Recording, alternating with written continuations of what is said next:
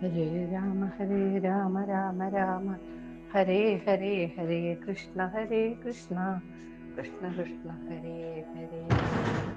എന്തോ ഒരു ഗംഭീരമായ അഭിഷേകം വരാനിരിക്കുന്നുണ്ട്, മഹാഭിഷേകം. എല്ലാവരും കണ്ടുമുട്ടി ഒന്നിച്ച് താമസിക്കുന്നു, സുഖമായിട്ട് കുറച്ചു ദിവസം താമസിക്കുന്ന സമയത്താണ് ഒരു ദിവസം രാജർഷി അകമ്പനൻ നരവാഹനദത്തനോട് ഇനി മഹാഭിഷേകം വൈകിക്കേണ്ടെന്നും വൃഷഭാതയിലേക്ക് അതിനായി ഉടനെ പോകണമെന്നും ഉപദേശിച്ചു. അപ്രകാരം രാജർഷിയുടെ നേതൃത്വത്തിൽ സർവരും ചേർന്ന് വൃഷഭാതയിലേക്ക് പുറപ്പെട്ടു. അവർ തൃശീർഷം എന്ന ഗുഹാമാർഗത്തിലെത്തി ദേവിയായ കാളരാത്രി ആരാധിച്ച ശേഷം എല്ലാവരും കൂടി ഗുഹയിലേക്ക് കടന്നു. അതിലൂടെ സഞ്ചരിച്ച് ദക്ഷിണദ്വാരത്തിലെത്തി അവിടുത്തെ വിദ്യാധരപതിയായ ദേവമായന്റെ കൊട്ടാരത്തിൽ വസിച്ചു. അവിടെ നിന്നും ഗോമുഖനോടൊപ്പം കൈലാസപതി ദർശിക്കാൻ പുറപ്പെട്ടു. കോവിലിന് പുറത്ത് കാമധേനുവിനെയും ഋഷഭത്തെയും വന്ദിച്ച് ഗോപുരദ്വാരത്തിൽ ചെന്ന് അന്തികേശ്വരനെയും വന്ദിച്ചു. അന്തികേശ്വരൻ സംപ്രീതനായി വാതിൽ തുറന്നു കൊടുത്തു. അതിലൂടെ അവർ പാർവതീ സമേതനായിരിക്കുന്ന ഭഗവാനെ ദർശിച്ചു. പലവട്ടം പ്രദക്ഷിണം ചെയ്ത് നമസ്കരിച്ച് അവരെ ഭഗവാൻ അനുഗ്രഹിച്ചു. ദേവി പാർവതിയും സന്തുഷ്ടിയായി അനുഗ്രഹം ചൊരിഞ്ഞു. അമ്മ അങ്ങനെയാണല്ലോ. വത്സ, നിന്റെ വരവ് നന്നായി കേട്ടോ. അമ്മ പറയാണ്, ഈ ദർശനത്തോടെ നിനക്ക് ലഭിച്ചിട്ടുള്ള ദിവ്യശക്തികളെല്ലാം ശാശ്വതമായി തീർന്നിരിക്കുന്നു. ഇനി സിദ്ധക്ഷേത്രമായ ഋഷഭാചലത്തിലേക്ക് പോകുക എന്ന് ആര് പറഞ്ഞു? മഹാദേവൻ പറഞ്ഞു. അടുത്ത ദിവസം തന്നെ അഖില വിദ്യാധര ഗന്ധർവ സൈന്യങ്ങളോടും മന്ത്രിമാരോടും കൂടി ആകാശമാർഗേണ നരവാഹനദത്തൻ ഋഷഭാദ്രിയിലേക്ക് പുറപ്പെട്ടു. ദിവ്യമായ ആ പർവ്വതത്തിൽ എത്തിച്ചേർന്ന അദ്ദേഹത്തെ പ്രകൃതി തന്നെ ഹർഷപുളകത്തോടെ സ്വീകരിച്ചു എന്നാണ് പറയുന്നത്. വിദ്യാധര രാജാക്കന്മാർ അഭിഷേകത്തിനായുള്ള സർവ്വ സാമഗ്രികളും സംഭരിച്ചു കൊണ്ടുവന്നു. അത്രയുമായ സമയത്ത് ഗുരുക്കന്മാര് അഭിഷേക സമയത്ത് ധർമ്മപത്നിയായി അർദ്ധാസനം പങ്കിടുന്നത് ഏത് റാണിയാണെന്ന് ചോദിച്ചു. യാതൊരു സംശയവുമില്ലാതെ ഈ നരവാഹനദത്തൻ മദനമഞ്ജുകയുടെ പേര് തന്നെ പറഞ്ഞു. ഇത് കേട്ട് എല്ലാവരും മദനമഞ്ജുകയെ പ്രശംസിച്ചു. അനന്തരം ശുഭമുഹൂർത്തത്തിൽ ശാന്തിസോമൻ എന്ന പുരോഹിതന്റെ കാർമ്മികത്വത്തിൽ മംഗളവാദ്യങ്ങളുടെയും വേദമന്ത്രഘോഷത്തോടെയും അഭിഷേക കർമ്മങ്ങൾ ആരംഭിച്ചു. സപ്തസാഗരങ്ങളിൽ നിന്നും മാനസ സരസ് തുടങ്ങിയ പുണ്യതീർത്ഥങ്ങളിൽ നിന്നും സംഭരിച്ച ജലധാരയാൽ രാജകുമാരനെ ഗുരുക്കന്മാർ അഭിഷേകം ചെയ്തു. ഈ സമയം ആകാശത്തു നിന്ന് ദേവഗണങ്ങൾ മഴ പോലെ പുഷ്പങ്ങൾ ചൊരിഞ്ഞുകൊണ്ടിരിക്കുകയായിരുന്നു കേട്ടോ. മംഗളാംഗിയായ മദനമഞ്ജുകയും അദ്ദേഹത്തിന്റെ വാമഭാഗത്ത് ഇരുന്നതെല്ലാം ഏറ്റുവാങ്ങി. അങ്ങനെ സർവ്വവിധമായ ആഡംബരങ്ങളോടും ഈശ്വരാനുഗ്രഹത്തോടും കൂടി, അതാണ് വേണ്ടത്. ഈശ്വരാനുഗ്രഹമില്ലേ പിന്നെ എന്തുണ്ടായിട്ടും കാര്യമില്ല. ഇത് ആഡംബരം മാത്രമല്ല, ഈശ്വരാനുഗ്രഹം ഉണ്ടല്ലോ, അത് വളരെ വളരെ വളരെ നല്ലത്. അങ്ങനെ ആ ചടങ്ങ് അതിഗംഭീരമായിട്ട് തന്നെ കഴിഞ്ഞു. ഇനിയോ ഈ സമയത്ത് പിതാവിനെ ദർശിക്കണമെന്ന് ആഗ്രഹം തോന്നിയ നരവാഹനദത്തൻ വായുപഥനെ അയച്ച് അദ്ദേഹത്തെ വരുത്തി. ഉദയന മഹാരാജാവ് ഉപവിഷ്ടനായ ശേഷം വിദ്യാധര ചക്രവർത്തിയായ നരവാഹനദത്തൻ അദ്ദേഹത്തോട് താൻ ഈ പദവി നേടാൻ നേരിടേണ്ടി വന്ന അതിതീഷ്ണമായ തിക്താനുഭവങ്ങളും സന്തോഷം നിറഞ്ഞ അനുഭവങ്ങളും എല്ലാം വിശദമായി വർണ്ണിച്ചു കേൾപ്പിച്ചു. എല്ലാം കേട്ട ശേഷം ആ പിതാവ് അഭിമാനാഹ്ലാദങ്ങളോട് മകനെ മാറോടണച്ചു പുലുകി. ആ കാഴ്ച കണ്ട് അവിടെ ഉണ്ടായിരുന്ന എല്ലാവരും സന്തോഷിച്ചു എന്ന് പറയണം. തുടർന്ന് എല്ലാവരും ചേർന്ന് അത്യാർഭാടപൂർവം ഒരുക്കിയ വിഭവങ്ങൾ ആസ്വദിച്ച് രസിച്ചു. തുടർന്ന് നടന്ന നൃത്തോത്സവവും സംഗീതാലാപനവും ആസ്വദിച്ച ശേഷം എല്ലാവരും വിശ്രമിക്കാൻ പോയി. കുറേ ദിവസങ്ങൾ പുത്രന്റെ ഐശ്വര്യപൂർണമായ ജീവിതത്തിൽ പങ്കുചേർന്ന ശേഷം വത്സരാജനായ ഉദയന മഹാരാജാവ് തിരികെ ഭൂമിയിലെ തന്റെ രാജ്യത്തേക്ക് പോകാൻ ആഗ്രഹം പ്രകടിപ്പിച്ചു. അദ്ദേഹത്തെയും അമ്മയായ വാസവദത്തെയും പിരിയാൻ വിദ്യാധര ചക്രവർത്തിക്ക് വിഷമമുണ്ടായിരുന്നു. എങ്കിലും അദ്ദേഹം അവരെ നിരവധി സമ്മാനങ്ങളും മറ്റും നൽകി ആദരിച്ച് മടക്കി അയച്ചു. അവർക്ക് അവരുടെ കാര്യത്തിന് പോണ്ടേ. തുടർന്ന് വിദ്യാധരാധിപതിയായ നരവാഹനദത്ത ചക്രവർത്തി ഗോമുഖാദി മന്ത്രികളോടും മറ്റ് വിദ്യാധര രാജാക്കന്മാരോടും മദനമഞ്ജുക തുടങ്ങിയ 5 പ്രധാന റാണിമാരോടും ഒപ്പം സർവൈശ്വര്യങ്ങളും അനുഭവിച്ചുകൊണ്ട് അവിടെ വസിച്ചു. നരവാഹനദത്ത ചക്രവർത്തിയുടെ ആനന്ദം വർദ്ധിപ്പിക്കാൻ എന്നോണം വസന്തകാലം വന്നു ചേർന്നു. എങ്ങും പുതുതളിരുകളും പുഷ്പങ്ങളും കോകിലനാദവും ഒക്കെയായി പ്രകൃതി സ്വയം പുളകിതഗാത്രിയായി അദ്ദേഹത്തെ ആശ്ലേഷിച്ചു. വസന്തത്തിലെ ഋഷഭാദ്രിയുടെ ചാരുത ഒന്ന് വേറെ തന്നെ ആയിരുന്നു. ഗോമുഖനും മറ്റും ആ പ്രകൃതിയെ കാവ്യസുന്ദരമായ ശൈലിയിൽ ചക്രവർത്തിക്ക് വർണ്ണിച്ചു കൊടുത്തു. തുടർന്നവർ മന്ദാകിനി തീരത്തുള്ള മനോഹരമായ ഉദ്യാനത്തിൽ ചെന്ന് വസന്തോത്സവം കൊണ്ടാടി. തന്റെ പത്നിമാരോടും മന്ത്രിമാരോടും ഒന്നിച്ചിരുന്ന് വസന്തത്തിന്റെ ഹൃദയഹാരിതയെക്കുറിച്ച് ചക്രവർത്തി തന്നെ വാചാലനായി വർണ്ണിക്കാൻ തുടങ്ങി. ഒറ്റക്കിരുന്ന് കരയുന്ന ഒരു പെൺകുയിലിനെ നോക്കി പാവം, ഈ വസന്തത്തിലും അവൾക്ക് ഇണയെ പിരിഞ്ഞ ദുഃഖമാണല്ലോ എന്ന് പരിതപിച്ചു. അപ്പോൾ ഗോമുഖൻ പറഞ്ഞു, അങ്ങ് പറഞ്ഞത് വളരെ ശരിയാണ്. ഈ കാലത്ത് വിരഹദുഃഖം സർവ്വജീവികൾക്കും ദുസ്സഹമായിരിക്കും. ഉദാഹരണമായി ഞാനൊരു കഥ പറയാം. ഈ ഗോമുഖനുണ്ടല്ലോ, കഥ പറഞ്ഞാൽ മതിയാവലേയില്ല. പണ്ട് പണ്ട് പണ്ട് പണ്ട് ശ്രാവസ്തിയിലൊരു ഗ്രാമത്തിൽ ശൂരസേനൻ എന്നൊരു രാജസേവകൻ ആ ഗ്രാമത്തിന്റെ ഭരണകർത്താവായി വാണിരുന്നു. സുഷേണ എന്ന പേരിൽ സുന്ദരിയായ ഒരു ഭാര്യയും അദ്ദേഹത്തിനുണ്ടായിരുന്നു. ഒരു ദിവസം രാജകൽപ്പന അനുസരിച്ച് ശൂരസേനൻ രാജധാനിയിലേക്ക് പോകേണ്ട കാര്യമുണ്ടായി. അപ്പോൾ തനിക്ക് തന്റെ പ്രിയനെ പിരിഞ്ഞിരിക്കാൻ വയ്യെന്ന് അവൾ സങ്കടപ്പെട്ടു. രാജസേവകനാണ്, രാജകുമാരനല്ല. അപ്പൊ രാജകൽപ്പന ഉണ്ടാവുമ്പോ പോണ്ടേ? എന്തായാലും വസന്തമാസം ആരംഭിക്കുമ്പോഴേക്കും തിരിച്ചെത്തിക്കൊള്ളണമെന്ന വ്യവസ്ഥയിൽ അവൾ ഭർത്താവിനെ യാത്രയാക്കി. അങ്ങനെ കാലം കഴിഞ്ഞുപോയി. വസന്താഗമനമായി എന്നറിയിച്ചുകൊണ്ട് കുയിലുകൾ പാടിത്തുടങ്ങി. ഇനിയിപ്പോൾ തന്റെ പ്രിയതമൻ എത്തിച്ചേരുമല്ലോ എന്ന് സുഷേണ ആഹ്ലാദിച്ചു. പക്ഷേ അയാൾ എത്തിയില്ല. അന്ന് രാത്രി വിരഹത്തിൽ ദഹിച്ച് അവൾ ജീവൻ തന്നെ വെടിഞ്ഞു. അയ്യോ! പിറ്റേന്ന് രാവിലെ ഓടിയെത്തിയ ശൂരസേനൻ കണ്ടത് ചേതനേറ്റ തന്റെ ഭാര്യയുടെ സുന്ദര ശരീരമാണ്. അവളെ കെട്ടിപ്പിടിച്ചുകൊണ്ട് അയാൾ ഹൃദയം പൊട്ടി മരിച്ചു. ആ സമയം അവരുടെ കുലദേവതയായ ദുർഗാദേവി അവരിൽ കരുണ തോന്നി ഇരുവർക്കും ജീവൻ ദാനം ചെയ്തു. ഉണർന്നെഴുന്നേൽക്കുന്നത് മാതിരി ഇരുവരും എഴുന്നേറ്റൂലോ. പിന്നെ ഒരിക്കലും ഒരു നിമിഷം പോലും തമ്മിൽ പിരിയാതെ അവർ ജീവിതം നയിച്ചു. ഗോമുഖന്റെ കഥ കേട്ടെല്ലാവരും സന്തോഷിച്ചു കേട്ടോ. അന്ന് രാത്രി ചക്രവർത്തിക്കൊരു സ്വപ്ന ദർശനമുണ്ടായി. ഒരു കറുത്ത സ്ത്രീരൂപം തന്റെ പിതാവിനിടുന്നത് കോട്ട് കൊണ്ടുപോകുന്നതായാണ്.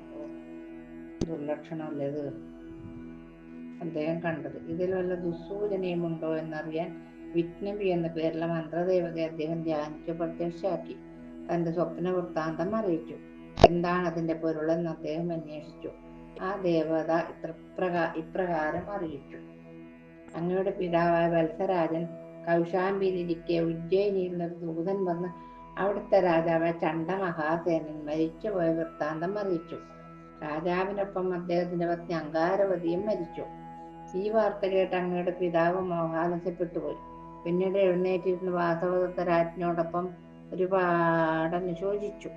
അപ്പോൾ മന്ത്രിമാർ അവരെ പലതും പറഞ്ഞ് ആശ്വസിപ്പിച്ചു. പിന്നീട് അദ്ദേഹം എന്ത് ചെയ്തുന്നോ, അവിടെ ഉണ്ടായിരുന്ന ഗോപാലകനെ വിളിച്ച് വിവരം പറഞ്ഞിട്ട് വേഗം ഉജ്ജയിനിയിൽ മടങ്ങിയെത്തി അച്ഛന്റെ രാജ്യം പരിപാലിക്കണമെന്ന് ഉപദേശിച്ചു.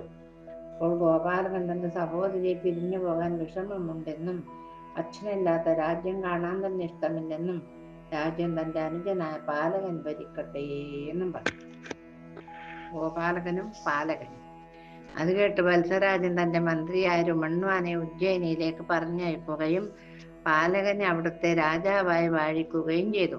തുടർന്ന് രാജ്യഭരണം സ്വയം മടുത്ത വത്സരാജൻ യൗഗന്ധരായണൻ തുടങ്ങിയ മന്ത്രിമാരെ വിളിച്ചു കൂട്ടി താൻ രാജ്യഭരണം മതിയാക്കി കൈലാസത്തിൽ പോകുകയാണെന്നും പറഞ്ഞു. തുടർന്ന് മന്ത്രിമാരും രാജ്ഞിമാരും അദ്ദേഹത്തോടൊപ്പം കൈലാസയാത്രക്ക് ഒരുങ്ങി. അപ്പോൾ മഹാരാജാവ് ഗോപാലകനെ വിളിച്ച്, നീയും നരവാഹനത്തിന് എനിക്ക് ഒരുപോലെയാണ്, അതുകൊണ്ട് ഈ രാജ്യം ഞാൻ നിന്നെ വരമേൽപ്പിക്കുന്നു എന്ന് പറഞ്ഞ് അപ്പോൾ ഗോപാലകൻ അവരോടൊപ്പം പോകാൻ ശാഠ്യം പിടിച്ചു. രാജാവ് അവനെ നയത്തിൽ പറഞ്ഞ് സമ്മതിപ്പിച്ചിട്ട് രാജ്യഭാരമേൽപ്പിച്ചിട്ട് കുടുംബം യാത്രയാരംഭിച്ചു. ഒടുവിൽ കാളംജരം എന്ന ഗിരിതടത്തിലെത്തി. പർവ്വതം കയറി അവിടെ പ്രതിഷ്ഠിതമായ പരമശിവനെ വന്ദിച്ച ശേഷം ഭാര്യമാരോടൊപ്പം അരുവിയിലേക്ക് ചാടി ജീവൻ വെടിഞ്ഞു. അപ്പോൾ സ്വർഗത്തിൽ നിന്ന് വിമാനം ഇറങ്ങി വന്നവരെ കൊണ്ടുപോവുകയും ചെയ്തു. ഇത്രയും മന്ത്രദേവതയിൽ നിന്ന് കേട്ട ഉടനെ നരവാഹനദത്തൻ പിതൃവിയോഗ ദുഃഖത്താൽ മൂർച്ഛിച്ചു വീണു. അച്ഛൻ മരിച്ചു. അതാണ് ഇങ്ങനെ കാണിച്ച സ്വപ്നം. പിന്നീട് അദ്ദേഹവും മന്ത്രിമാരും അവരവരുടെ മാതാപിതാക്കൾക്ക് വേണ്ട മരണാനന്തര ക്രിയകളൊക്കെ ചെയ്തു സമാധാനിപ്പിച്ചു. തന്റെ മാതുലനായ ഗോപാലകൻ രാജ്യഭാരം അനിയനും ഉജ്ജയിനി രാജാവുമായ പാലകനെ ഏൽപ്പിച്ചിട്ട് കശ്യപാശ്രമത്തിൽ ചെന്ന് തപോവൃത്തിയുമായി കഴിയുകയാണെന്നറിഞ്ഞ് നരവാഹനദത്തൻ അദ്ദേഹത്തെ കാണാനായി കശ്യപാശ്രമത്തിലെത്തി. അമ്മാവനെ കണ്ടു. സന്തുഷ്ടനായ ചക്രവർത്തി അദ്ദേഹത്തോട് തന്നോടൊപ്പം വിദ്യാധര ലോകത്ത് വന്ന് താമസിക്കണമെന്ന് അപേക്ഷിച്ചു. പക്ഷെ അദ്ദേഹം പോയില്ലെന്ന് മാത്രമല്ല, മരുമകൻ നിർബന്ധിച്ച് കുറേ ദിവസം തന്നോടൊപ്പം ആശ്രമത്തിൽ താമസിപ്പിക്കുകയും ചെയ്തു. നീയും പോണ്ടവനിപ്പം കുറച്ചു ദിവസം കൂടെ നിൽക്കുന്നു പറഞ്ഞു അമ്മാവൻ. അങ്ങനെ നരവാഹനദത്തൻ നീലഗിരിയിലെ ആശ്രമത്തിൽ സ്വസ്ഥനായിരിക്കുന്ന സമയത്ത് ഹരിശിഖൻ എന്ന അദ്ദേഹത്തിന്റെ സേനാപതി അവിടെ നിന്ന് വന്നിപ്രകാരം അറിയിച്ചു. കഴിഞ്ഞ ദിവസം ഒരുവനൊരു സുന്ദരിയെയും അപഹരിച്ചുകൊണ്ട് ആകാശത്തിലൂടെ പോകുന്നത് ഞാൻ കണ്ടതാണ്. ഞാൻ തടഞ്ഞു നിർത്തി ചോദിച്ചപ്പോൾ ആ പുരുഷൻ അങ്ങയുടെ ശാലനായ ഇത്യകൻ ആണെന്ന് പറഞ്ഞു. മനസ്സിലായി എനിക്ക്. മതംഗദേവന്റെയും അശോകമഞ്ചരിയുടെയും പുത്രിയായ സുരതമഞ്ചരിയാണ് യുവതി. ഇത്യകൻ പറയുന്നത് സുരതമഞ്ചരി അവരുടെ മാതാവ് ഇത്യകനെ കൊടുക്കാമെന്ന് വാക്ക് നൽകിയതാണെന്നും പിതാവ് തെറ്റിച്ച് ഉജ്ജയിനി രാജാവായ പാലകന്റെ പുത്രൻ അവന്തിവർദ്ധൻ വിവാഹം ചെയ്തു കൊടുത്തുവെന്നും അത് അംഗീകരിക്കാൻ ഇയാൾക്ക് പറ്റുന്നില്ല എന്നും അത് തയ്യാറല്ല. ഏതായാലും രണ്ടുപേരെയും ഞാൻ ഇവിടെ കൊണ്ടുവന്നിട്ടുണ്ട്. അങ്ങ് തന്നെ ഇതിനൊരു തീരുമാനമെടുക്കണമെന്ന് ആര് പറഞ്ഞു? ഹരിശിഖൻ. ഹരിശിഖൻ പറഞ്ഞ കാര്യങ്ങളൊക്കെ ചക്രവർത്തി മാതുലനായ ഗോപാലകനോട് പറഞ്ഞപ്പോൾ തനിക്കൊന്നും അറിയില്ലെന്നും പാലകപുത്രനായ അവന്തിവർദ്ധനെയും അവിടുത്തെ മന്ത്രിയായ ഭരതരോഹനെയും വരുത്തുവാനും അദ്ദേഹം നിർദ്ദേശിച്ചു. ഇതനുസരിച്ച് ധൂമശിഖൻ എന്ന വിദ്യാധരനെ അദ്ദേഹം ഉജ്ജയിനിയിൽ അയച്ച് അവർ രണ്ടുപേരെയും വരുത്തി മന്ത്രിയോട് ചോദിച്ചതിന് മറുപടി അദ്ദേഹം പറഞ്ഞു. സംഭവങ്ങൾ ഞാൻ ആദ്യം മുതൽ പറയാം. പാലക രാജാവ് ഭരണമേറ്റ് കുറച്ചുനാൾ കഴിഞ്ഞപ്പോൾ പ്രജകൾ അദ്ദേഹത്തെ സമീപിച്ച് ആണ്ടുതോറും നടത്താറുള്ള ഉദകദാനം എന്ന ദേശീയ ഉത്സവം ആചരിക്കണമെന്ന് ആവശ്യപ്പെട്ടു. ഇതിന്റെ ഉത്സവം ഇങ്ങനെയാണ്. പണ്ട് അങ്ങയുടെ പിതാവ് ചണ്ഡമഹാസേനൻ ശത്രുസംഹാരാർത്ഥം ഒരു ഖഡ്ഗവും ഉത്തമയായ ഒരു ഭാര്യയും ലഭിക്കണമെന്ന ആഗ്രഹത്തോട് ദുർഗാദേവിയെ തപസ് ചെയ്ത് പ്രീതിപ്പെടുത്തി. ദേവി പ്രത്യക്ഷായി. അവ ആൾ നൽകിയിട്ട് അജിരേന ഉണ്ടാകുന്ന യുദ്ധത്തിൽ അങ്കാരകൻ എന്ന അസുരനെ നീ കൊല്ലുമെന്നും തുടർന്ന് അവന്റെ പുത്രിയായ അങ്കാരവതിയെ വിവാഹം കഴിക്കുമെന്നും അരുളി ചെയ്തു. ആയുടെ ഉജ്ജയിനിയിൽ നഗരാധിപന്റെ സ്ഥാനത്ത് വരുന്ന ഓരോ ഉദ്യോഗസ്ഥനെയും രാത്രി ഏതോ ഭൂതം പിടിച്ചു ഭക്ഷിക്കുന്ന ഒരു സമ്പ്രദായം ഉണ്ടായിരുന്നു. അസാധാരണമായ സംഭവമാണത്. ആ ഭൂതത്തെ പിടികൂടാൻ രാജാവ് തന്നെ ഖഡ്ഗധാരിയെ രാത്രികാലത്ത് ഇറങ്ങി നടന്നു. അപ്പോൾ സ്ത്രീ സംഗമത്തിന് ഇറങ്ങിയ ദുർമാർഗിയെ കാണുകയും രാജാവിന്റെ തല ഇടുകയും ചെയ്തു. ഉടനെ തലയില്ലാത്ത ആ ശരീരം എടുത്തുകൊണ്ട് രാക്ഷസൻ ഓടുന്നത് കണ്ട് രാജാവ് അവന്റെ കേശത്തിൽ പിടിച്ച് തല വെട്ടുവാനൊങ്ങി. അപ്പോൾ അവൻ പറഞ്ഞു, പ്രഭു, ഞാൻ നിരപരാധിയാണ് കേട്ടോ, എന്നെ കൊല്ലരുതേ. നഗരാധിപന്മാരെ പിടിച്ചു തിന്നുന്നത് ഞാനല്ല. നല്ലതാരെന്ന് പറയാൻ രാജാവ് ആജ്ഞാപിച്ചപ്പോൾ ഇവിടെ അടുത്തുള്ള വനപ്രദേശത്ത് ഗുഹാവാസിയായ അങ്കാരകൻ എന്നൊരു അസുരനുണ്ട്, അവനാണത് ചെയ്യുന്നത് എന്ന് പറഞ്ഞു. രാജാവ് അത് കേട്ട് രാക്ഷസനെ വിട്ടയച്ചു. പിറ്റേന്ന് തന്നെ രാജാവ് കാട്ടിലേക്ക് പോയി. അവിടെ വെച്ച് കരുത്തനായ ഒരു കാട്ടുപന്നിയെ കണ്ടു. ദുർപക്ഷ അങ്കാരകന്റെ മായാരൂപമായിരിക്കുന്ന കരുതി രാജാവ് അവന്റെ നേരെ അസ്ത്രങ്ങൾ അയച്ചു. അവൻ ദേഷ്യത്തോടെ രാജാവിന്റെ രഥം പിടിച്ച് തകർത്തിട്ടൊരു ഗുഹയിലേക്ക് ഓടിക്കയറി. രാജാവും അവന്റെ പിന്നാലെ ചെന്നു. ഗുഹക്കുള്ളിൽ കണ്ടത് എന്തൊക്കെയാണെന്നോ? ദിവ്യമായ ഒരു നഗരം ഉണ്ടായിരുന്നു, വലിയൊരു സ്വർണ്ണ കൊട്ടാരം ഉണ്ടായിരുന്നു. പന്നിയെ കാണാനുമില്ല. അവിടെ അങ്ങനെ ചുറ്റി നടന്നപ്പോൾ ഒരു താമരപ്പുഴയുടെ തീരത്ത് അസുലഭ സുന്ദരിയായ ഒരു തരുണിയും അവരുടെ തോഴിമാരും നിൽക്കുന്നത് കണ്ടു. ആദ്യ ദർശനത്തിൽ തന്നെ അവരിരുവരും അനുരാഗബദ്ധരായി. അതാണ് പ്രഥമ ദർശനാനുരാഗം. അവൾ അടുത്ത് എന്ന് പറഞ്ഞു, അങ്ങ് കണ്ടത് വെറും ഒരു പന്നിയല്ല കേട്ടോ, അഹങ്കാരകൻ എന്ന അസുരനാണ്. എൻ്റെ പിതാവാണെങ്കിലും ക്രൂരനാണ്. അങ്ങയെ കണ്ടാൽ കൊന്നു തിന്ന് കളയും. അത് കേട്ട് രാജാവ് അവളോട് ഇപ്രകാരം പറഞ്ഞു, സുന്ദരി, അച്ഛൻ ഉണരുമ്പോൾ നീ അടുത്ത് എന്ന് സ്വാഭാവികമായ രീതിയിൽ അച്ഛൻ ആരാലെങ്കിലും വധിക്കപ്പെട്ടാൽ ഞാൻ അനാഥയായി പോകുമല്ലോ എന്ന് പറഞ്ഞ് കരയണം കേട്ടോ. അദ്ദേഹം പറയുന്ന മറുപടി ശ്രദ്ധിച്ച് കേൾക്കുക. സ്വന്തം മോളോടാണ് സൂത്രം പറഞ്ഞു കൊടുക്കുന്നു. അവൾ അപ്രകാരം പിതാവിനോട് ചോദിച്ചതിന് മറുപടിയായി അയാൾ പറഞ്ഞു, മഠൈ, ആ പേടി വേണ്ട കേട്ടോ.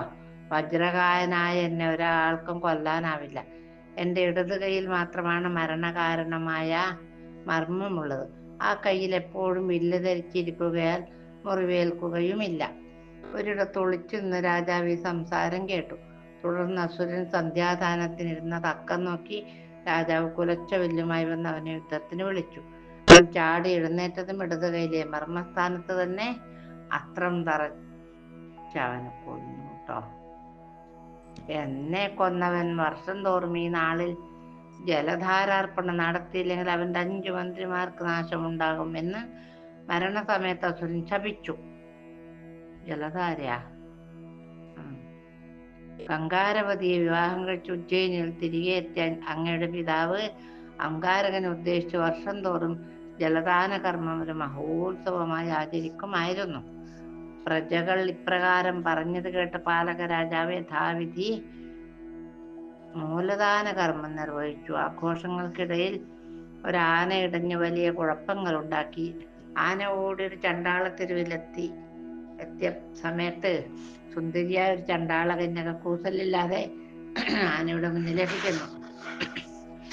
ധൈര്യവതിയാണ് അവൾ അതിൻ്റെ തുമ്പിക്കൈയിലൊന്ന് തടവിയതും അനുസരണയോടെ ആന നിന്നു.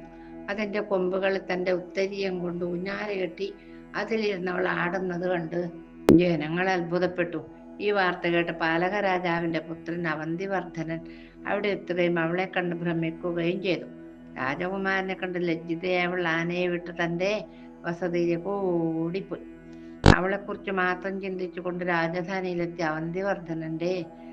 അവന്തിവർദ്ധനൻ തൻ്റെ ദുഃഖഹേതുവായ സുഹൃത്തുക്കളെ അറിയിച്ചു. അവൾ ഉൽപ്പലഹസ്തനും ചണ്ടാളന്റെ പുത്രിയായ സുരതമഞ്ജരിയാണെന്നും ചണ്ടാള സ്ത്രീകളെ രാജാക്കന്മാർ സ്പർശിക്കുക പോലും പാടില്ലെന്നും അവർ ഉപദേശിച്ചു. പക്ഷെ അതൊന്നും കുമാരന് ചെവിക്കൊണ്ടില്ല. വിവരമറിഞ്ഞ് രാജാവിൻ്റെ ആജ്ഞ വലിയ വിഷമത്തിലായി.